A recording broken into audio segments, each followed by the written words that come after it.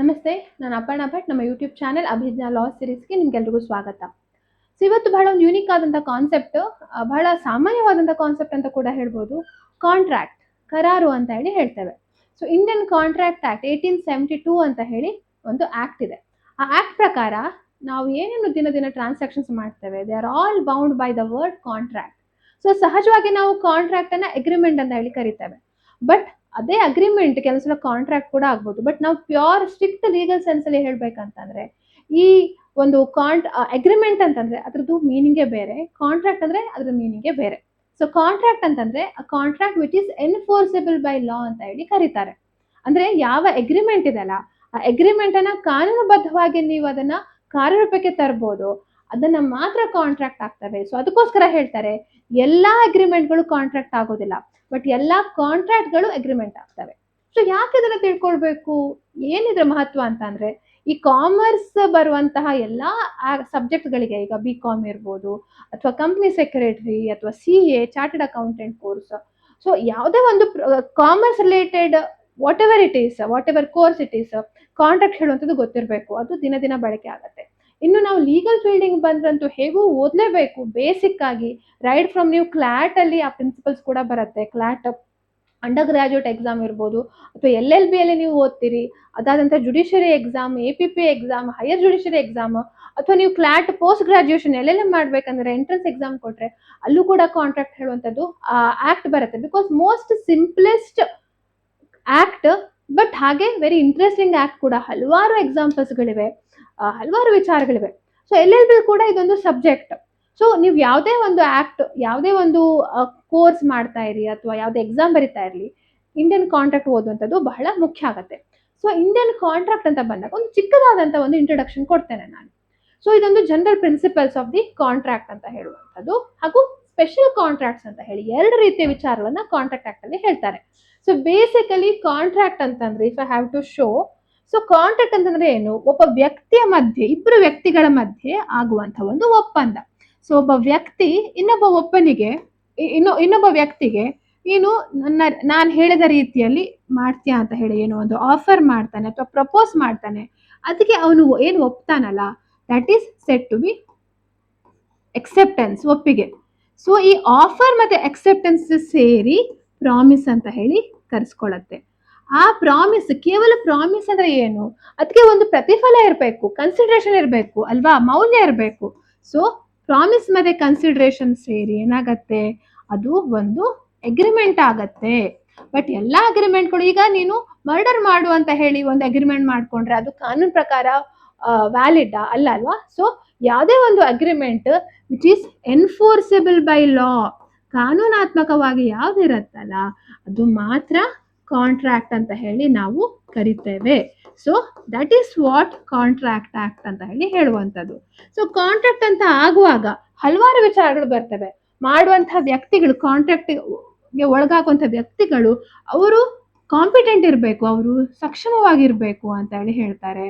ಅವರು ಯಾವ ಪರ್ಪಸ್ಸಿಗೆ ಕಾಂಟ್ರಾಕ್ಟ್ ಅನ್ನ ಮಾಡ್ಕೊಳ್ತಾರೆ, ಆ ಆಬ್ಜೆಕ್ಟ್ ಲಾಫುಲ್ ಆಗಿರ್ಬೇಕು, ಆ ಕನ್ಸಿಡರೇಷನ್ ಲಾಫುಲ್ ಆಗಿರ್ಬೇಕು, ಪ್ರತಿಫಲ ಕಾನೂನುಬದ್ಧವಾಗಿರ್ಬೇಕು ಅಂತ ಹೇಳಿ ಹೇಳ್ತಾರೆ. ಹಾಗೆ ಯಾವುದೇ ರೀತಿಯಲ್ಲೂ ವಾಯ್ಡ್ ಆಗಿರ್ಬಾರ್ದು. ಈಗ ಮೈನರ್ ಮ್ಯಾರೇಜ್ ರಿಲೇಟೆಡ್ ಇರ್ಬೋದು ಅಥವಾ ವೇಜರಿಂಗ್ ಅಗ್ರಿಮೆಂಟ್ಸ್ಗಳು, ಅದು ವಾಯ್ಡ್ ಇರಬಾರ್ದು ಅಂತ ಹೇಳಿ ಹೇಳ್ತಾರೆ. ಸೊ ಇದೊಂದು ಬೇಸಿಕ್ ಒಂದು ಕಾಂಟ್ರಾಕ್ಟ್ ಅಂದ್ರೆ ಏನು ಅಂತ ಹೇಳುವಂತ ವಿಚಾರನ ತಿಳಿಸುವಂಥದ್ದು. ಅದು ನಮ್ಮ ಇನಿಷಿಯಲ್ ಕಾಂಟ್ರಾಕ್ಟ್ ಆಕ್ಟ್ ನ ಒಂದು ಸ್ಟಾರ್ಟಿಂಗ್ ಅಲ್ಲಿ ನಾವು ಕಾಣ್ತೇವೆ, ಇನಿಷಿಯಲ್ ಸೆಕ್ಷನ್ಸ್ ಗಳಲ್ಲಿ. ಅದಾದ ನಂತರ ಹೌದು ಕಾಂಟ್ರಾಕ್ಟ್ ಆಗಿದೆ, ಬಟ್ ಅದನ್ನ ಕರ್ತವ್ಯದಲ್ಲಿ ಕಾರ್ಯರೂಪಕ್ಕೆ ತರಬೇಕಲ್ಲ. ಈಗ ನಾನು ಒಂದು ಪ್ರಾಪರ್ಟಿನ ಸೇಲ್ ಮಾಡ್ತೇನೆ ಹೇಳುವಂತ ಒಂದು ಕಾಂಟ್ರಾಕ್ಟ್ ಮಾಡ್ಕೊಂಡ್ರೆ, ಒಂದು 5 ಲಕ್ಷಕ್ಕೆ ಪ್ರಾಪರ್ಟಿನ ಸೇಲ್ ಮಾಡ್ತೇನೆ ಅಂತ ಹೇಳಿ ಒಪ್ಪಂದ ಮಾಡ್ಕೊಂಡಿದ್ದೇವೆ, ಬಟ್ ನಿಜವಾಗ್ಲೂ ಸೇಲ್ ಮಾಡ್ಬೇಕಲ್ಲ, that is to be performance of the contract. So ಯಾವ ರೀತಿ ಪರ್ಫಾರ್ಮೆನ್ಸ್ ಮಾಡ್ತಾರೆ, ಯಾವ ರೀತಿ ಇದನ್ನ ಇಲ್ಲಿ ಹೇಳಿರುವಂತ ಟರ್ಮ್ಸ್ ಅಂಡ್ ಕಂಡೀಷನ್ ನಿಭಾಯಿಸ್ತಾರೆ. ಒಂದ್ ವೇಳೆ ನಿಭಾಯಿಸ್ಲಿಕ್ಕೆ ತಪ್ಪಿದ್ರೆ ಅಥವಾ ನಾನು ನಿಭಾಯಿಸೋದಿಲ್ಲ ಅಂತ ಹೇಳಿ ಮೊದಲೇ ಹೇಳಿದ್ರೆ, ಸೊ ಹೀಗೆ ಹಲವಾರು ವಿಚಾರಗಳಿವೆ ಆಯ್ತಾ. ಅದಕ್ಕೆಲ್ಲ performance of the contract, tendering of the performance, ಅಥವಾ anticipatory breach of the contract ಅಂತ ಹೇಳಿ ಕರೀತಾರೆ. ಅದ್ರ ಒಟ್ಟೊಟ್ಟಿಗೆ ಇನ್ನು ಹಲವಾರು ಜನ, ಈಗ ಒಬ್ರು ಅಲ್ಲ ಹಲವಾರು ಜನ ಪ್ರಾಮಿಸರ್ಸ್ ಗಳಿದ್ರೆ ಅಥವಾ ಹಲವಾರು ಜನ ಪ್ರಾಮಿಸಸ್ ಗಳಿದ್ರೆ ಆವಾಗ ಹೇಗೆ, ಅಥವಾ ಪರಸ್ಪರ ಒಬ್ರಿಗೊಬ್ರು ಮಾಡ್ಕೊಳ್ಳುವಂಥದ್ದು ರೆಸಿಪ್ರೋಕಲ್ ಪ್ರಾಮಿಸ್ ಅಂತ ಹೇಳಿ ಕರೀತಾರೆ. ಸೊ ಹೀಗೆ ಹಲವಾರು ವಿಚಾರಗಳಿವೆ ನಾವು ಕಾಂಟ್ರಾಕ್ಟ್ ಆಕ್ಟ್ ಅಲ್ಲಿ ನೋಡುವಂಥದ್ದು. ಸೊ ಅದೆಲ್ಲದೂ ಕೂಡ ಜನರಲ್ ಪ್ರಿನ್ಸಿಪಲ್ಸ್ ಅಂತ ಹೇಳುವಂತಹ ವಿಚಾರದಲ್ಲಿ ನಾವು ಕಾಣ್ತೇವೆ. The come under general principles. ಆಯ್ತಾ? ಸೊ ಸೆಕ್ಷನ್ 1ರಿಂದ ಸೆಕ್ಷನ್ 75 ತನಕವೂ ಸಹ. ಸೊ ಲಾಸ್ಟ್ ಸೆಕ್ಷನ್ ಬ್ರೀಚ್ ಆದ್ರೆ ಹೇಗೆ, ಕಾಂಪನ್ಸೇಷನ್ ಹೇಗೆ ತಗೊಳ್ಳೋದು ಹೇಳುವಂಥದ್ದು, ವಾಯ್ಡ್ ಕಾಂಟ್ರಾಕ್ಟ್ ಆದ್ರೆ ಏನು, ವಾಯ್ಡಬಲ್ ಕಾಂಟ್ರಾಕ್ಟ್ ಆದ್ರೆ ಏನು, ಸಮ್ಮತಿ ಯಾವ ರೀತಿ ಮುಕ್ತವಾಗಿತ್ತಾ ಅಥವಾ ಅದು ಫ್ರಾಡ್ ಇಂದ ಅಲ್ವಾ, ಕೋರ್ಷನ್ ಇಂದ ಅಲ್ವಾ, ಅಥವಾ ಬೇರೆ ಬೇರೆ ಕಾರಣಗಳಿಂದ ಅಲ್ವಾ ಅಂತ ಹೇಳುವಂಥದ್ದನ್ನ ನೋಡ್ತಾರೆ. ಸೊ ಬೇಸಿಕಲಿ ಈ ರೀತಿ ಕಾಂಟ್ರಾಕ್ಟ್ ಯಾವ ರೀತಿ ಮಾಡ್ಕೊಳ್ತಾರೆ, ಕಾಂಟ್ರಾಕ್ಟ್ ಮಾಡ್ಕೊಳ್ಳುವಾಗ ಮುಕ್ತವಾಗಿ ಒಪ್ಪಿಗೆ ಇತ್ತಾ, ಅದು ಯಾವುದೇ ಕಾರಣಕ್ಕೂ ಇಲ್ಲಿಗಲ್ ಆಗ್ಲಿಲ್ವಾ, ವಾಯ್ಡ್ ಆಗ್ಲಿಲ್ವಾ, ರದ್ದಾಗ್ಲಿಲ್ವಾ, ಅಥವಾ ತುಂಬಾ ಜನ ಇದ್ರೆ ಯಾವ ರೀತಿ ನಿಭಾಯಿಸ್ತಾರೆ, ಅದು ಖಾಸಿ ಕಾಂಟ್ರಾಕ್ಟ್ಸ್ ಅಂತ ಕೂಡ ಹೇಳ್ತಾರೆ. ಕಾಂಟ್ರಾಕ್ಟ್ ನಿಜವಾಗ್ಲಿ ಕಾಂಟ್ರಾಕ್ಟ್ ಅಲ್ಲ, ಬಟ್ ಕಾಂಟ್ರಾಕ್ಟ್ ನ ಒಂದು ಸ್ವರೂಪ ಇರುವಂತಹ ಕೆಲವೊಂದು ಸಂಬಂಧಗಳು ಅವುಗಳನ್ನು ಕೂಡ ಇದೇ ಕ್ಯಾಟಗರಿಗೆ ಸೇರಿಸ್ತಾರೆ. So all this are related to general principle of the contract. ಅದಾದ ನಂತರ ಮೊದಲು ಲೈಕ್ ಅರ್ಲಿಯರ್, ಈಗ ನೋಡಿ ಸೆಕ್ಷನ್ 75 ಆದ ನಂತರ ನೀವು ಕಾಣುವಂಥದ್ದು ಸೆಕ್ಷನ್ 124. ಸೊ ಹಾಗಾದ್ರೆ ಮಧ್ಯದಲ್ಲಿರುವ ಸೆಕ್ಷನ್ಗಳು ಎಲ್ಲಿ? ಸೊ ಮೊದಲು partnership related sale of goods ಮತ್ತೆ ಪಾರ್ಟ್ನರ್ಶಿಪ್ ರಿಲೇಟೆಡ್ ಆಕ್ಟ್ ಗಳಿತ್ತು. ಸೊ ಅದ ಏನಾಗಿದೆ, ಈಗ ಸಪರೇಟ್ ಆಕ್ಟ್ ಗಳೇ ಮಾಡಿದ್ದಾರೆ. ಆಯ್ತಾ? So sale of goods related section ಗಳೇನಿತ್ತು ಅದನ್ನ ಸೇಲ್ ಆಫ್ ಗೂಡ್ಸ್ ಆಕ್ಟ್ ಅಂತಾನೆ ಮಾಡಿದ್ದಾರೆ. ಪಾರ್ಟ್ನರ್ಶಿಪ್ ರಿಲೇಟೆಡ್ ಏನ್ ಸೆಕ್ಷನ್ ಗಳಿತ್ತು ಅದನ್ನ ಪಾರ್ಟ್ನರ್ಶಿಪ್ ಆಕ್ಟ್ ಅಂತಾನೆ ಮಾಡಿದ್ದಾರೆ. ಸೊ ಅದನ್ನ ಡಿಲೀಟ್ ಮಾಡಿ ಉಳಿದಂತಹ ಬೇರೆ ವಿಚಾರಗಳೇನಿದೆ ಅದು ಕಾಂಟ್ರಾಕ್ಟ್ ಆಕ್ಟ್ ಅಲ್ಲಿ ಮುಂದುವರೆದಿದೆ. ಸೊ ಸೆಕ್ಷನ್ 124ರಿಂದ ಸೆಕ್ಷನ್ 238 ತನಕ ನಾವು 5 ರೀತಿಯ ವಿಶೇಷವಾದಂತಹ ಕರಾರುಗಳ ಬಗ್ಗೆ ನೋಡ್ತೇವೆ. ಸೊ ಏನಂತಂದ್ರೆ ಈಗ ಇಂಡೆಮ್ನಿಟಿ ಹೇಳುವಂಥದ್ದು. ಇಂಡೆಮ್ನಿಟಿ ಅಂತಂದ್ರೆ ಏನು? ಇಂಡೆಮ್ನಿಟಿ ಅಂತಂದ್ರೆ ಈಗ ನೀವು ಕೆಲವೊಂದ್ಸಲ ಇನ್ಶೂರೆನ್ಸ್ ಒಂದು ಇಂಡೆಮ್ನಿಟಿ ಬಾಂಡ್ ಬರ್ಕೊಡ್ತೀರಿ, ಯಾವ್ದಾದ್ರು ಕಳೆದು ಹೋದ್ರೆ ನಾನು ಅದರದ್ದು ಲಾಸ್ ಅನ್ನ ಭರ್ತಿ ಮಾಡ್ಕೊಡ್ತೇನೆ ಅಂತ ಹೇಳುವಂಥದ್ದು. ಸೊ ಅದು indemnity contract.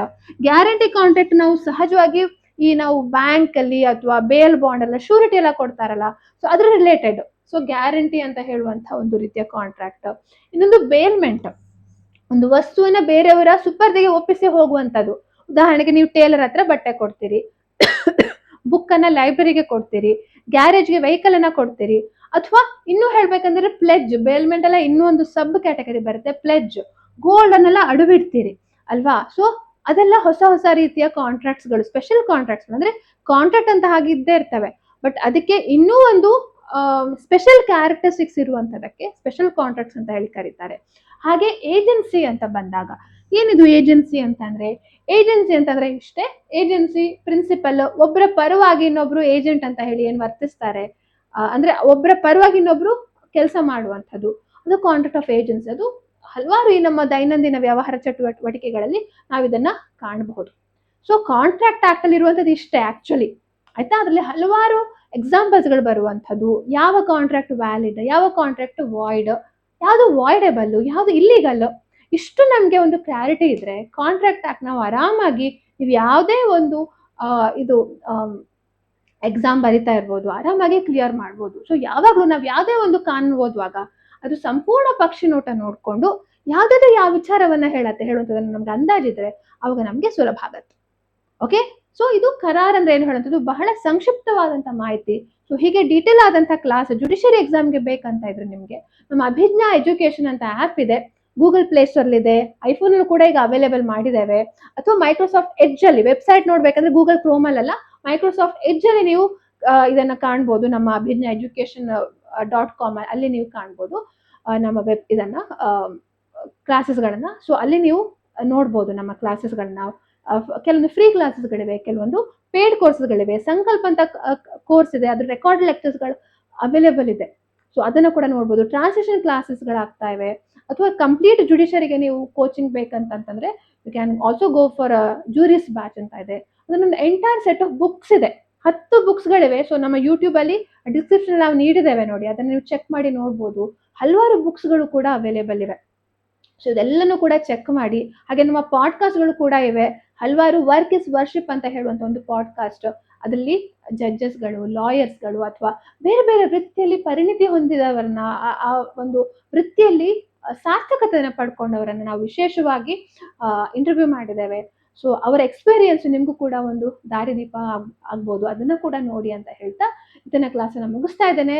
So thank you for watching. ಹಾಗೆ ನಮ್ಮ ಎಲ್ಲ ವೆಬ್ಸೈಟ್ಗಳನ್ನ ಚೆಕ್ ಮಾಡಿ. ಇಂಗ್ಲಿಷಲ್ಲೂ ಕೂಡ ಅಭಿಜ್ಞಾ ಲೀಗಲ್ ಮ್ಯಾಥ್ಸ್ ಅಂತ ಹೇಳುವಂತಹ ಒಂದು ಇಂಗ್ಲಿಷ್ ಯೂಟ್ಯೂಬ್ ಚಾನಲ್ ಇದೆ. ಸದ್ಯದಲ್ಲೇ ಹಲವಾರು ಅದರಲ್ಲೂ ಕೂಡ ಹಲವಾರು ಅಪ್ಡೇಟ್ಸ್ಗಳು ಬರಲಿಕ್ಕಿದೆ. ನಿಮ್ಮ ಇಂಗ್ಲೀಷನ್ನು ಇಂಪ್ರೂವ್ ಮಾಡ್ಕೊಳ್ಳಿಕ್ಕೋಸ್ಕರ ಆ ಚಾನಲ್ ಕೂಡ ಸಬ್ಸ್ಕ್ರೈಬ್ ಮಾಡಿ ಅಂತ ಹೇಳ್ತಾ ಇವತ್ತಿನ ಕ್ಲಾಸನ್ನು ಮುಗಿಸ್ತಾ ಇದ್ದೇನೆ. So thank you all of you. Take care. ನಮಸ್ತೆ.